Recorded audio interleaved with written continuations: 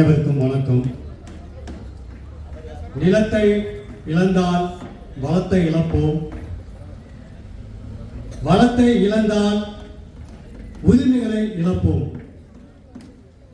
இப்ப ரெண்டுமே நம்ம கொஞ்சம் கொஞ்சமா இழந்துட்டே வந்துட்டோம். கடைசியா இருக்கிறது இப்ப நம்ம உரிமை. இப்ப பாத்தீங்கன்னா சென்னையில தூய்மை பணியாளர்கள் போராடிட்டு இருந்தாங்க. உங்களுக்கு எல்லாத்துக்கும் தெரியும் எதுக்காக போராடுறாங்க. அவங்க திமுக எம்எல்ஏ சீட்டு எம்பி சீட்டு வாங்கி கோடிக்கணக்கில் கொள்ளையடிக்கணும்னு சொல்லி போராடிட்டு இருக்காங்களா, இல்ல பக்கத்துல ஒரு தேர்வுநிலை பேரூராட்சி ஒன்று இருக்குது, 65 லட்சம் பழைய இரும்பு பைப்பு அதெல்லாம் முறைகேடு பண்ணியிருக்காங்க. கோத்தகிரி பேரூராட்சி நிலையத்தில் 9 கோடிக்கு மேல முறைகேடுன்னு சொல்றாங்க. அந்த மாதிரி முறைகேடு பண்றதுக்காக அந்த மக்கள் போராடினாங்களா? அடிப்படை வாழ்வாதாரத்துக்காக போராடினாங்க. குப்பை அழுறாங்க. எதுக்காக குப்பை அழுறாங்க? தன்னுடைய குழந்தைகள் தரமான கல்வி, நல்ல உடை, நல்ல உணவு உடுத்தணும்னு சொல்லி அந்த மக்கள் போராடுறாங்க. இதே நிலைமை அவங்களுக்கு நமக்கு வேறுபாடு கிடையாதுங்க. இதே நிலைமை நம்ம நீலகிரி மக்களுக்கு இருக்குது.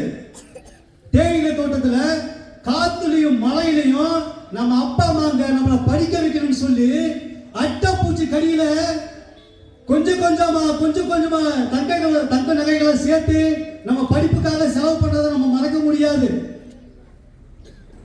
அதே போலதான் அன்னைக்கு சேர்த்துக்கிட்டு அனுமானம் வச்சாங்க. நம்ம கஷ்டத்தை போக்கணும், நம்ம படிப்பு கல்வி கட்டணத்துக்கு நம்ம பிள்ளைங்களை எப்படியாவது படிக்க வைக்கணும்னு சொல்லிட்டு சேர்த்து வச்ச கொஞ்சம் நகைகளை சேர்த்துக்கிட்டு அனுமானம் கொடுத்தாங்க.